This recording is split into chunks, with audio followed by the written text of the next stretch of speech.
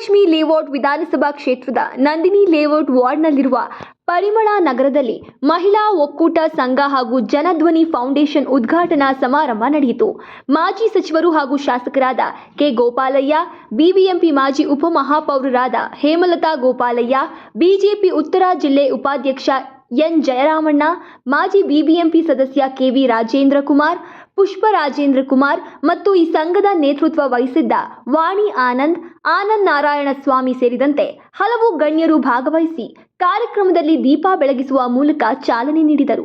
ನಂತರ ಮಾತನಾಡಿದ ಶಾಸಕ ಕೆ. ಗೋಪಾಲಯ್ಯ ಅವರು, ಮಹಿಳೆಯರು ಸ್ವಾವಲಂಬಿಯಾಗಿ ಜೀವನ ನಡೆಸಲು ಇಂದು ಇಲ್ಲಿ ವಾಣಿ ಆನಂದ್ ಅವರು ಏರ್ಪಡಿಸಿರುವ 7 ಮಹಿಳಾ ಸಂಘಗಳ ಉದ್ಘಾಟನೆ ಬಹಳ ಶ್ಲಾಘನೀಯ.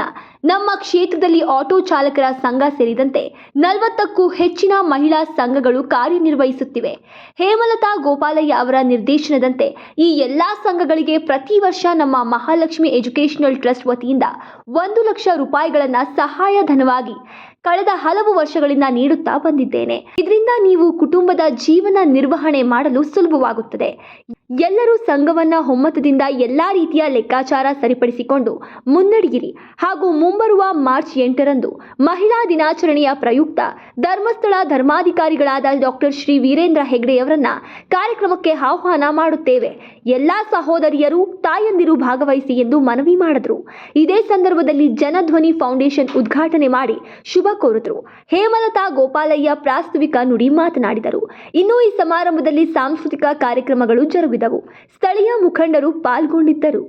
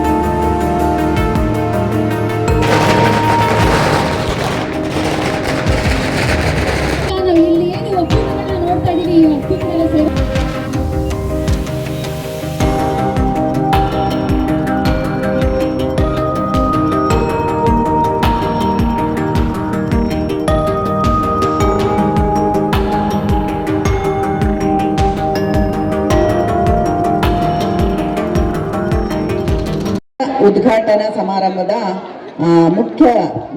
ಮುಖ್ಯಸ್ಥರಾದ ವಾಣಿಯವರು ಹಾಗೂ ಇಲ್ಲಿ ನಡೆದಿರುವ ಎಲ್ಲ ಬಿಜೆಪಿಯ ಮುಖಂಡರು ಹಾಗೂ ಇಲ್ಲಿ ನಡೆದಿರೋ ಎಲ್ಲ ಅಕ್ಕ ತಂಗಿಯರಿಗೂ ಮೊದಲನೇದಾಗಿ ವಾಣಿಯವರಿಗೆ ಇಂಥ ಒಂದು ದೊಡ್ಡ ಸಮಾರಂಭವನ್ನು ಏರ್ಪಡಿಸಿದ್ದಾರೆ. ಇಷ್ಟು ಜನನ ಒಗ್ಗೂಡಿಸ್ಬಿಟ್ಟು 7 ಒಕ್ಕೂಟ ಮಾಡೋದು ಅಂದರೆ ಸಾಧಾರಣ ವಿಷಯ ಅಲ್ಲ. ಇಲ್ಲಿ ಏನೇನು ಅದರಿಂದ ಏನೇನು ಉಪಯೋಗ, ಅದರಿಂದ ಏನೇನು ಸರ್ಕಾರದಿಂದ ಸಿಗೋ ಸೌಲಭ್ಯಗಳನ್ನು ಈಗಾಗಲೇ ಏನೇನ ಸಿಗುತ್ತೆ ಅನ್ನೋದು ಪುಷ್ಪ ಮೇಡಮ್ ಅವರು ತಿಳಿಸ್ಕೊಟ್ಟಿದ್ದಾರೆ. ಸೊ ನೀವೆಲ್ಲ ಈ ಸಂಘದಲ್ಲಿ 10 ಜನ 20 ಜನ ಸೇರಿಕೊಂಡು ಒಕ್ಕೂಟ ಮಾಡಿಕೊಂಡು 7 ಒಕ್ಕೂಟ ಅಂದರೆ 700 ಜನ ಆಲ್ಮೋಸ್ಟ್ ಇದರಲ್ಲಿ ಇದ್ದೀರಾ. ಸೊ ಇದರಿಂದ ಅವ್ರು ಹೇಳ್ದಂಗೆ ಏನು ಇದರಲ್ಲಿ ಈಗ ಅಕ್ಕ ಆಗಲಿ ವರ್ಷಕ್ಕೊಂದು 8 ಕೋಟಿ ಟ್ರಾನ್ಸಾಕ್ಷನ್ ಮಾಡಿದ್ದಾರೆ ಅಂತಂದರೆ ಸಾಧಾರಣ ವಿಷಯ ಅಲ್ಲ. ಹಾಗೆ ನಿಮ್ಮ ಒಕ್ಕೂಟದವರು ಅದೇ ರೀತಿ ಹಣನ ಒಟ್ಟುಗೂಡಿಸಿ ಅದರಿಂದ ಬರೋದು ಒಂದೇ ಸಲ ಹಂಚ್ಕೊಂಡು ಖಾಲಿ ಮಾಡಿದ್ರೆ ಅದನ್ನು ಬೆಳೆಸೋಕ್ಕಾಗಲ್ಲ. ಬಡ್ಡಿ ಸೇರಿಸ್ಬಿಟ್ಟು ಅದನ್ನ ದೊಡ್ಡ ಮಟ್ಟದಲ್ಲಿ ಮಾಡಿ ನಿಮ್ಮ ಈ ಸಂಘನೂ ಸಹ ಅವರ ಸಂಘ ಥರ ತುಂಬ ದೊಡ್ಡ ಇದು ಟ್ರಾನ್ಸಾಕ್ಷನ್ ಮಾಡಲಿ ಅಂತ ಹೇಳ್ಬಿಟ್ಟು ಆಶಿಸ್ತೇನೆ. ಇಲ್ಲಿ ನಡೆದಿರುವ ಎಲ್ಲ ಮಹಿಳೆಯರು ಹಾಗೂ ವಾಣಿಯವರಿಗೂ ಇಂಥ ಒಂದು ದೊಡ್ಡ ಸಮಾರಂಭನ ಏರ್ಪಡಿಸ್ಬಿಟ್ಟು ಇಷ್ಟು ಜನನ ಒಗ್ಗೂಡಿಸಿದ್ದಾರೆ. ನಮ್ಮ ನಂದಿನಿ ಲೇಔಟಲ್ಲೇ ಮೊದಲನೇದಾಗಿ ವಾಣಿಯವರು ಈ ಕಾರ್ಯಕ್ರಮವನ್ನು ಮಾಡ್ತಾ ಇರೋದು. ಸೊ ತಮಗೆಲ್ಲರಿಗೂ ಈ ಮೂಲಕ ನಾನು ಅಭಿನಂದನೆಯನ್ನು ಸಲ್ಲಿಸ್ತೇನೆ. Thank you. ನನ್ನನ್ನು ಈ ಸಮಾರಂಭಕ್ಕೆ ಕರೆದಿರೋ ತಮಗೆಲ್ಲರಿಗೂ ಹೃತ್ಪೂರ್ವಕವಾದ ವಂದನೆಗಳನ್ನು ಸಲ್ಲಿಸ್ತೇನೆ. ಅರ್ಥ ಮಾಡ್ಕೊಳ್ಳೋದೇ ಜೀವನ. ನೀವು ಈಗ ಗಂಡ ಹೆಂಡತಿ ಹೇಗೆ ಅನ್ಯೋನ್ಯವಾಗಿ ಇರ್ತಾರೆ ಯಾಕೆಂದ್ರೆ ಅರ್ಥ ಮಾಡ್ಕೊಂಡ್ಮೇಲೆ ಅದು ಲೈಫ್ ಲಾಂಗ್ ಇರ್ತದೆ. ಈಗ ಏನಾಗುತ್ತೆ, ಈಗಾಗಲೇ ನಮ್ಮ ಮೂಚಿನವಾಸ ಹೇಳಿದ್ರು, ಇದು ನಿಜವಾದ ಘಟ್ಟಗಳನ್ನು ಕೆಲವು ನಾನು ಹೇಳಕ್ಕೆ ಬಯಸ್ತೇನೆ. ನಾನು ಕೂಡ ಹಲವಾರು ವರ್ಷದಿಂದ ಮೇಡಮ್ ಬಂದಾಗ ಹೇಳ್ತೀನಿ, 2 ಜಡೆ ಯಾವತ್ತೂ ಒಟ್ಟಿಗೆ ಸೇರಲ್ಲ ಅಂತ ಹೇಳ್ತಾ ಇದ್ದೆ. ಆದರೆ ನಿಜವಾಗ್ಲೂ 2 ಜಡೆಗಳು ಒಟ್ಟಿಗೆ ಸೇರ್ತದೆ. ನಾವು ಹುಡುಗರು ಒಟ್ಟಿಗೆ ಇರಲ್ಲ. ನಮ್ಮ ರಾಜಕೀಯದಲ್ಲಿ ಏನಾಗುತ್ತೆ, ನಾವು ಯಾರನ್ನ ಬೆಳೆಸ್ತೀವಿ, ನಾವು ನಿಮಗೆ ಅಧಿಕಾರ ಹೋದ ತಕ್ಷಣ ನಮ್ಮನ್ನು ಬಿಟ್ಟು ನಮ್ಮ ಜೊತೆ ಇರ್ತಾರೆ. ಆದರೆ ನೀವು ಹಂಗಲ್ಲ ನೋಡಿ, ನಿಮಗೆ ಒಂದು ಅರ್ಥ ಮಾಡುವ ಶಕ್ತಿ ಇರ್ತದೆ ನಿಮ್ಮಲ್ಲಿ. ದೇಶದ ಅತಿ ದೊಡ್ಡ ಶಕ್ತಿ ಅಲ್ಲ, ಪ್ರಪಂಚದ ಅತಿ ದೊಡ್ಡ ಶಕ್ತಿ ಮಹಿಳೆಯರು. ಯಾಕಂದ್ರೆ ಇವತ್ತು ಮಹಿಳೆಯರು ಎಲ್ಲ ಕಡೆ ಪ್ರಧಾನಿಯಾಗಿದ್ದಾರೆ, ಎಲ್ಲ ಕೆಲಸಗಳನ್ನು ಮಹಿಳೆಯರು ಮಾಡ್ತಾರೆ. ಇವತ್ತು ನಾನು ನೋಡ್ತೀನಿ ಎಂತೆಂಥ ದೊಡ್ಡ ನಮ್ಮ ಹತ್ರ 20 ಸಂಘ ಇತ್ತು, ನಾವು 300 ಜನ ಮಾಡಿದ್ವಿ.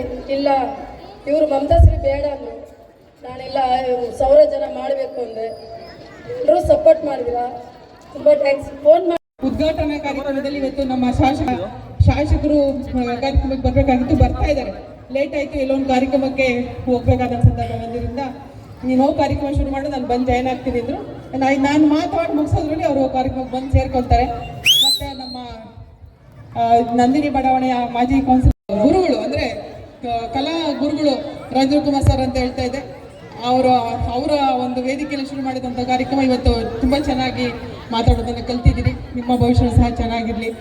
ಈಗಾಗಲೇ ಮಹಿಳಾ ಒಕ್ಕೂಟದ ಕೇಂದ್ರ ಅಂದರೆ ಅವರ ಮಹಿಳಾ ಸಂಘಟನೆಗಳು, ಮಹಿಳಾ ಸಂಘಗಳು ಹೆಂಗೆ ಕೆಲಸ ನಿರ್ವಹಿಸ್ತವೆ, ಮಹಿಳಾ ಒಕ್ಕೂಟಗಳು ಹೆಂಗೆ ಕಾರ್ಯ ನಿರ್ವಹಿಸ್ತವೆ ಅಂತ ಅಂದ್ಬಿಟ್ಟು ಪುಷ್ಪ ಅವರು ಮಾತಾಡ್ತಾ ಬಹಳ ವಿಸ್ತಾರವಾಗಿ ಹೇಳಿದರು. ಮತ್ತು ಪದ್ಮ ಅವರು ಸಹ ಸರ್ಕಾರದಿಂದ ಬರೋಂಥ ಸವಲತ್ತುಗಳಲ್ಲಿ ಏನೆಲ್ಲ ಸವಲತ್ತುಗಳು ಸಿಗ್ತದೆ ಅನ್ನೋದನ್ನು ಭಾಳ ವಿಸ್ತಾರವಾಗಿ ಹೇಳಿದ್ದಾರೆ.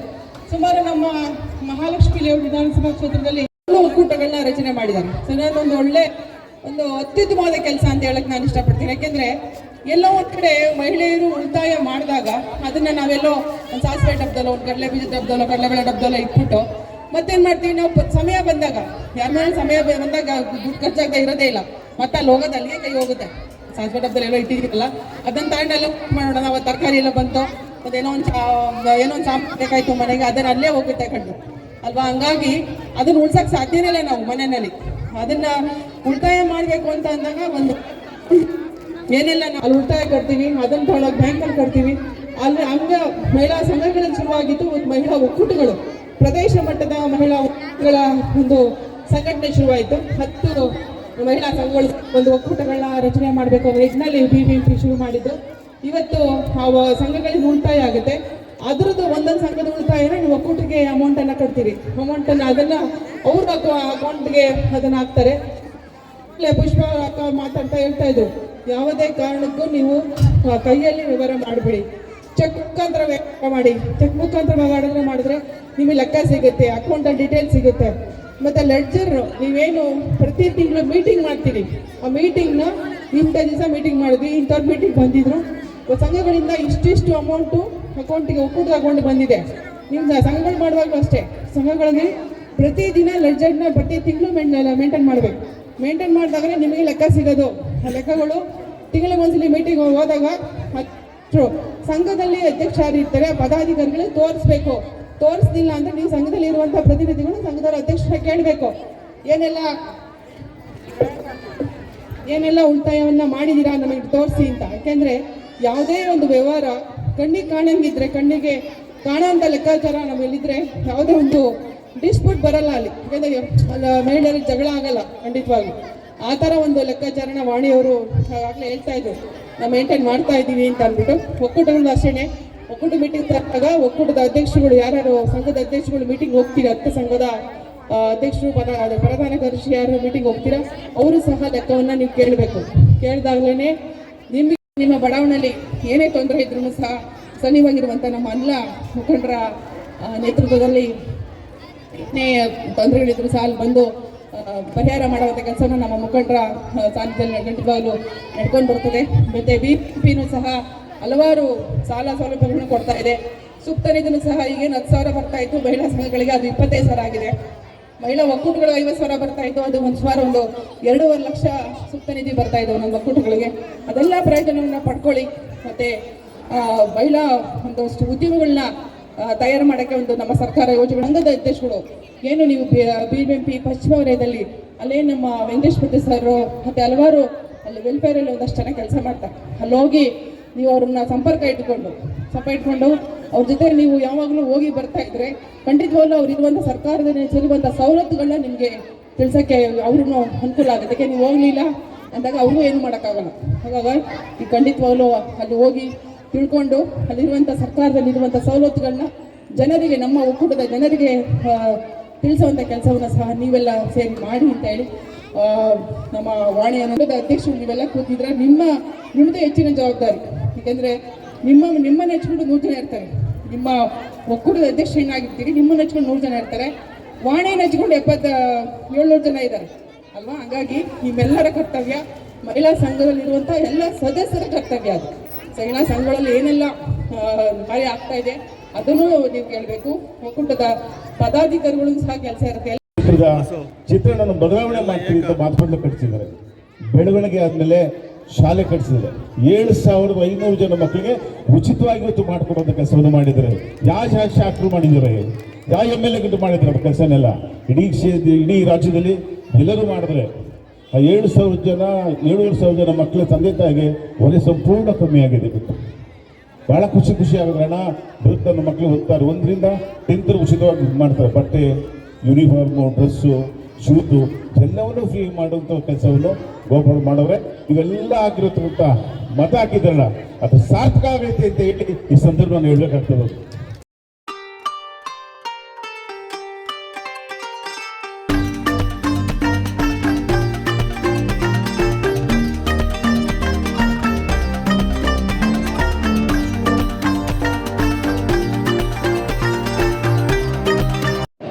ಬಡ ಕುಟುಂಬದಲ್ಲಿ, ಮಧ್ಯಮ ಕುಟುಂಬದಲ್ಲಿ ಬಂದಿರತಕ್ಕಂಥ ಹೆಣ್ಮಕ್ಳು ಇಲ್ಲಿರ್ತಕ್ಕಂಥದ್ದು ಪ್ರತಿನಿತ್ಯ ಒಂದಲ್ಲ ಒಂದು ಕೂಲಿ ಕೆಲಸಕ್ಕೆ ಹೋಗ್ತಕ್ಕಂಥದ್ದು ಏನೋ ಒಂದು ವೃತ್ತಿಯನ್ನ ತಾವು ಇಟ್ಕೊಂಡಿದ್ದೀರಿ. ಕೆಲವು ಸಂದರ್ಭದಲ್ಲಿ 5,000 ರೂಪಾಯಿ 10,000 ರೂಪಾಯಿ ಏನೋ ಇಲ್ಲ ಒಂದು 20,000 ರೂಪಾಯಿ ನಾವು ನ್ಯಾಷನಲೈಸ್ ಬ್ಯಾಂಕ್ ಹೋಗಿ ಸಾಲ ಕೊಡಿ ಅಂತಂದ್ರೆ ಯಾವುದೇ ಕಾರಣಕ್ಕೂ ನೀವು 10 ಸಲ ಹೋಗಿ ಸುತ್ತು ಬಂದು ಸಾಲ ಕೊಡೋದಿಲ್ಲ. ನಾವೇನ್ ಮಾಡ್ತಿದ್ದ, ಚುನಾವಣೆ ಬಂದಾಗ ನಿಮ್ಗೊಂದು 1,000 ಕೊಟ್ಟು ಓಟ್ ಹಾಕಿ ಅಂತಕ್ಕಂಥದ್ದ ದಿನಗಳು ಇದ್ದು. ಯಾತಕ್ಕೋಸ್ಕರ ಇದನ್ನ ಬದಲಾವಣೆ ಮಾಡಬಾರ್ದು ಅಂತಕ್ಕಂಥದ್ದನ್ನ ಪ್ರಾರಂಭ ಮಾಡಿದ್ದು 2009 ಶಂಕರ್ನಾಗ್ ಆಟೋ ಸ್ಟ್ಯಾಂಡ್ ಇಲ್ಲೇ ಈ ಭಾಗದಲ್ಲಿ ಇರ್ತಕ್ಕಂಥ ಶಂಕರ್ನಾಗ್ ಆಟೋ ಸ್ಟ್ಯಾಂಡ್ ಮೊಟ್ಟ ಮೊದಲನೇ ಬಾರಿಗೆ ಅವ್ರ ಮೇಲೆ ಪ್ರಯೋಗವನ್ನು ಮಾಡಿದವು. ವರ್ಷಕ್ಕೆ 1 ಲಕ್ಷ ರೂಪಾಯಿ ನಮ್ಮ ಟ್ರಸ್ಟ್ ಮುಖೇನ ಕೊಡ್ತೇವೆ, ನೀವು ಒಂದೊಂದು 500 ರೂಪಾಯಿ ಹಾಕಬೇಕು, ಆಮೇಲೆ 1,000 ರೂಪಾಯಿ ಮಾಡಿದ್ದೀನಿ, ಈಗ 1,000 ರೂಪಾಯಿ ಮಾಡಿದ್ದೀನಿ. ಅಲ್ಲಿರ್ತಕ್ಕಂಥ 60 ಜನನು ಹೊಸ ಆಟೋಗಳನ್ನು ತಗೊಂಡಿದ್ದಾರೆ.